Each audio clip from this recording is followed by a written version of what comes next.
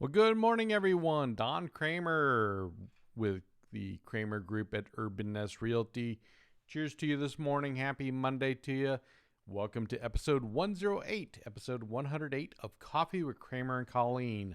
That my other half, my better half in the real estate world, Colleen Schaefer, sends her best today. She's out catching up on some real estate items over the weekend. I'm going to be catching up with her as well. We've got a busy week in real estate, but we're also here to give you some news you can use as to what's going on in our little Las Vegas real estate market. So if you're tuning into the show for the first time, do us a big favor. Hit the like button below. We'd love to see who's all here. And also, too, if you have questions or comments about what's going on in Las Vegas, whether it's a little lifestyle, a little news or information that the community could use, be helpful with, also some real estate news or information or questions you've got, throw them in the comment section below. Love to answer those and get to those as we go through the videos.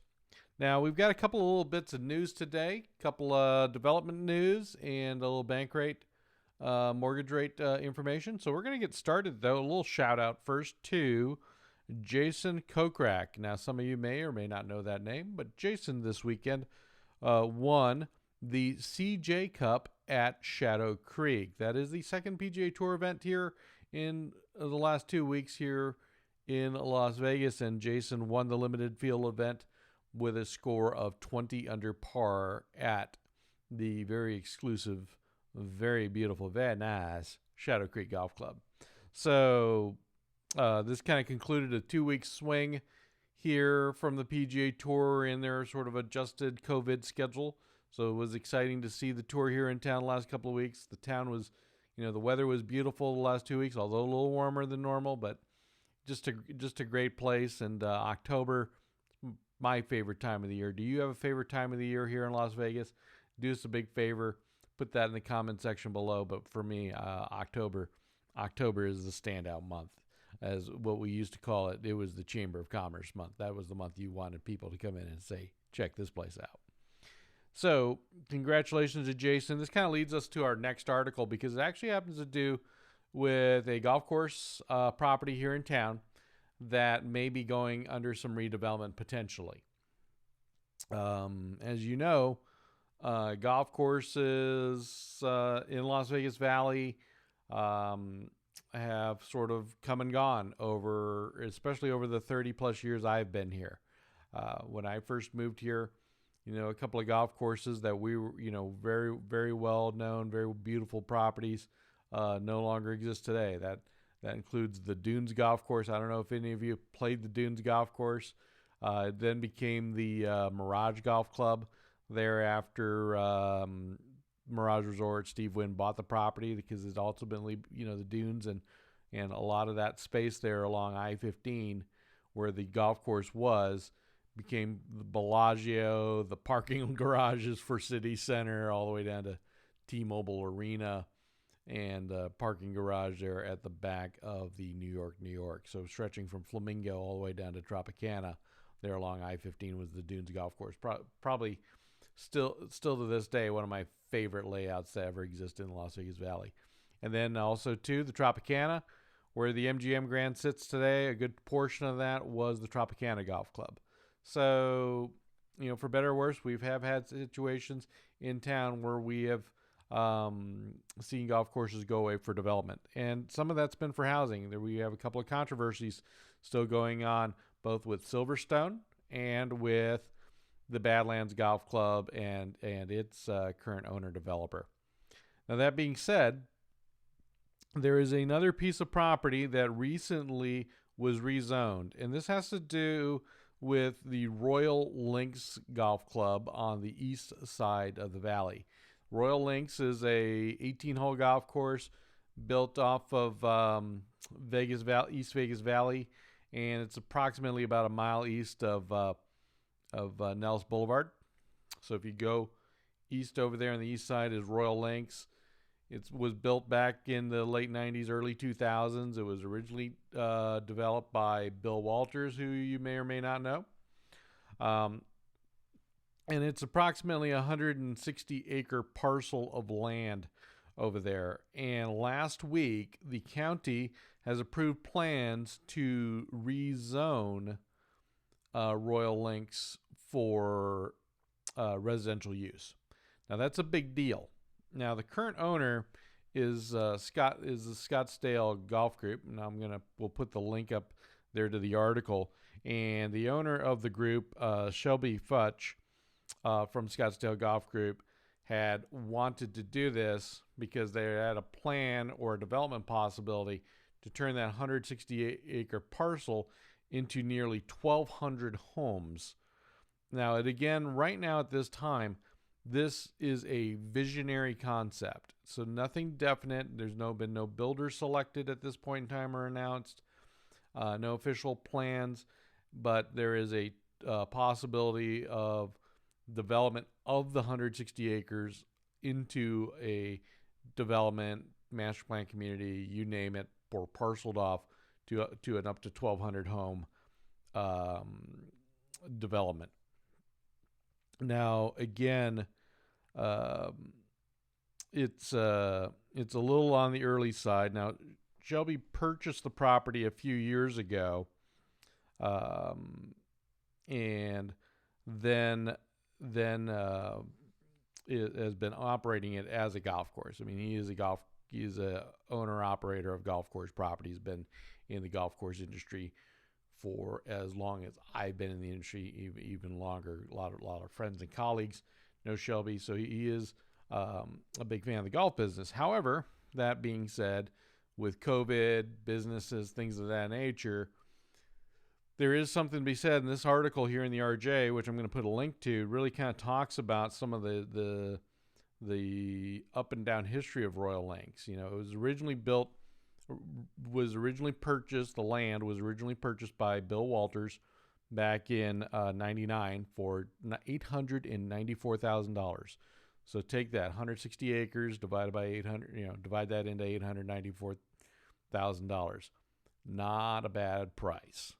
So that also came though with a deed restriction that it was only to be a golf course, because a lot of it had to do with its location to a waste treatment plant that received issues, complaints, things of that nature over many years. So the waste treatment plant nearby, the city didn't know quite what to do with it. Bill comes in and says, "Hey, I'll offer you," or however it goes down, offer you just shy of $900,000 for this property. I'll only use it as a golf course. Okay, well, that transformed the property into Royal Lynx as we see today. And Royal Lynx, if you have not played it, it was back in the day where we were kind of concepting golf courses to be kind of themed. And Royal Lynx with kind of a castle look. A lot of the holes are kind of mimicking. Some of the holes are inspired by some of the holes in the UK, Ireland, and such, Great Britain, Ireland, Scotland, to give you that sort of UK coastal open range, kind of seaside links golf course. Even though we're not quite seaside, gives you some ideas. So there's, so that it's kind of a neat concept, and we were doing a lot of that back in the late '90s, early 2000s from a design standpoint. Now, when the real estate bubble began before the Great Recession, when that started taking off mid-2000, Walters, as per this story, offered $7.2 million to the city to lift the deed restriction, because at that point in time the golf course appraised at about 11.4. So that's with the deed restriction in place. So 11.4 million. That would get you a nice 18-hole golf course, interesting design, and a clubhouse, all that good stuff.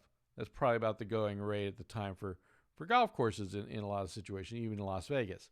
And however, with the deed restriction lifted, that land at the time, per city records in the article states, would bring that property up over 3 times as much, up to $35.7 million. So just to give you that idea, that little return on investment of $7.2 million would take your property from 11.4 to 35.7.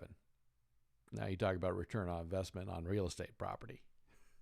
So then there was another appraisal that marketed the property at $27 million. I'm not sure when that was done, but if the deed restriction was lifted, it would even raise the prices higher. Now, back in the day, city council under Mayor Oscar Goodman, who was a colleague, was had some probably representation with Walters or such, and known acquaintances, approved lifting the deed restrictions back in 2005, but then the council rescinded the vote 2 weeks later. So right now you've got a new owner operator in there with Scottsdale Golf Group in Shelby wanting to lift that. Question is does that, that gives them a new valuation on the property, which is a lot different. This property is now over 20 some odd years old. With COVID, what is the potential of that property looking like going forward versus the possibility of home development, which even on, across the valley, having some new home developments there on the east side by Sunrise Mountain would bring a lot of new homes to the market. So we're going to kind of keep an eye on that, see what's going on, to see if this is actually looking like it's going to go as a possible sale and development, or if this is just sort of okay, we can now reevaluate what properties are worth, things of that nature. So stay tuned on that, because I'm sure we're going to bring up some more details later. Now, next thing is with development going on. There's a company, Taylor Morrison. You may or may not have heard of them. Taylor Morrison is owned, was Las Vegas was originally known as William Lyon Homes. So not too long ago, in the last year or so, Taylor Morrison purchased William Lyon's Homes here, which had developments here in Las Vegas and some other communities throughout the Southwest. So Taylor Morrison, big national builder, publicly traded, comes in, purchases, acquires William Lyon's, and now is absorbed the full brand and now operates as Taylor Morrison. They have begun pre-sales in 2 new Summerlin communities here in what the area is called Summerlin West. And Summerlin West is really now the big effort of development in Summerlin. We've had North. We started with North originally, and then South has been most of the focus up until recently, now with Summerlin West going on, because in Summerlin West you have originally the Vistas, then the Presales, and currently well underway is Stonebridge. Now the newest and Reverence, which is the Pulte development up near 215 between Lake Mead and Cheyenne on the west side. Now the latest village getting underway is what's called Red Point, and then it's sort of co-village Red Point Square. So there's 2 versions of Red Point and Red Point Square. We're going to have a little more details about those as to kind of what makes them different. Well, Taylor Morrison is beginning pre-sales with 2 communities in those 2 Red Point in the Red Point Village, Red Point Square, with 2 new communities called Cascades and Savannah. Now, the details on those are as follows. Now, Cascades is located in Red Point Square, and these are single-family homes that start from 1,649 square feet up to 2,242 square feet. There are 3 2-story plans with a plus option, and what I mean by that is there's a 3rd floor plus option where you can add a game room and a balcony. So you can bring up some extra square footage. So if you need the extra space outside of the typical 2-story living space, you have a plus option. Now prices begin in the in the high 300s and go into the low 400s. So like $399.9 base price into say the 420s, 430s for the largest model plus option base price. So that is located in Cascades. The models are underway right now, and pre-sales begin on the 24th. And their second community is called Savannah at Red Point. And they feature 7 floor plans, all single stories. This is a single story exclusive community ranging from 1,981 square feet to 2,574 square feet. Now, the 7 floor plans, some of them include 3-car garages. Some of them are up to 4 bedrooms. Maybe there's one even with a 4-bedroom and a den option. So you've got a lot of you got a decent amount of space inside a single-story property. But those are also getting underway with pre-sales, and those are priced in the mid-5s up to the low 6s. Actually, I was talking to some colleagues, friends this weekend about that, saying they're kind of looking at single-story ideas. What's new construction out there? So Red Point with Savannah is just pre-sales are just getting underway there. I know they've definitely had some interest list forming. We've had a couple other people going on there. So if you are interested in either a 2-story, great option to start in the high 3s, low 6s, high 3s, low 4s, with Cascades with that plus option to give you that extra space with the game room, balcony, and such. That's a great idea. Also, with Savannah, if you're looking for single story, from just under 2,000 square feet up to almost 2,600 square feet. So those are the newest communities getting underway. There's definitely a couple other ones.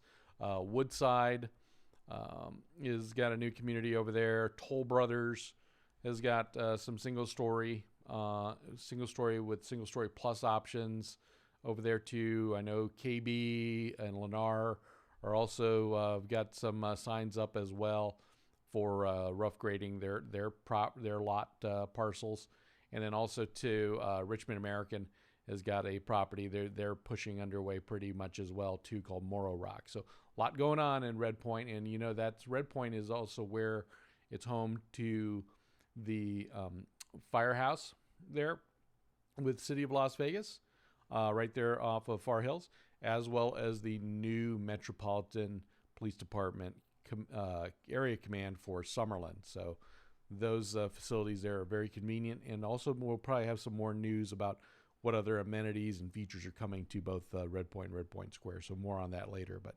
if you've got any questions on these new Taylor Morrison projects, let me know. I'd love to chat with you about those. And then finally, mortgage rates. So mortgage rates this week, not a lot of change as well. I mean, I think things are kind of like in this, we've been using that cruising point altitude of real estate, and I think mortgage rates are kind of showing that. So the 30-year fixed this week only ticked up 1 basis point to 3.04. The 15-year fixed went down 2 points to 2.57 from a week ago. The 30-year fixed jumbo went down 1 basis point to 3.11. And then lastly, the overall the of the big four, the 30-year fixed refi went down 2 basis points to 3.16. So we're really hovering in those low 2s, in the 15-year in the low 3s, 15-year in the mid 2s. Now it's definitely, these are averages, because as you shop them, depending on credit score, depending on bank, what they're doing, we're definitely seeing some of the 30-year rates even in the mid to upper 2 range as well. So one thing I'd say about that, this is a broad spectrum of rates. We'll probably have another one of our lender colleagues on an upcoming episode very soon, because I wanted to kind of talk about big bank, big loan companies, smaller, local lenders, and smaller banks. And not all of it's about rate. And I think that's going to be a good discussion to have. And I think that's for a lot of people, because a lot of emotions run high during the lending process. I remember when buying the homes we bought, even though with jobs in place and all that good stuff, we don't do this that often. So there's always a little nervousness and trepidation about getting your loan approved. And the timelines with things going on right now in the market the way it is, getting these done in a timely fashion, mission critical. Just as critical as the price point and many other focus points. So we'll probably talk about that in an upcoming episode. about, do you go with the big online companies that you see a lot of commercials for, or do you consider a more localized, and what the pros and cons of those are at. So that's this week's Monday News Recap, episode 108 of Coffee with Cramer and Colleen. Cheers to you out there today. If you have any questions about today's show, some of the things we talked about today, or any other questions, put them in the comments below. Love to get those answered back to you. And if you have any questions about real estate, whether it's buying, selling, or investing in properties, not just in Las Vegas, but elsewhere, because one thing we are proud of is a lot of agents that we network both in town and out of town to make sure our clients and colleagues and such have the access to the best real estate agents to provide the best experience possible. So, but if you're looking for something here in Las Vegas, reach out to us. Colleen and I love to sit down with you, chat, and kind of go over questions you have, because that's what it's about. It's about information. It's about answering questions. It's about empowering you with what you need to know about buying, selling, or investing in Las Vegas real estate. So again, on behalf of Colleen Schaefer, I'm Don Cramer with the Cramer Group at Urban Nest Realty, where more now than ever, your real estate experience matters.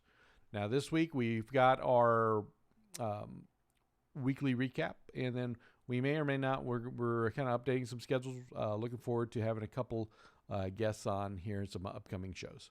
Till next time, have a wonderful day. Take care. Bye-bye.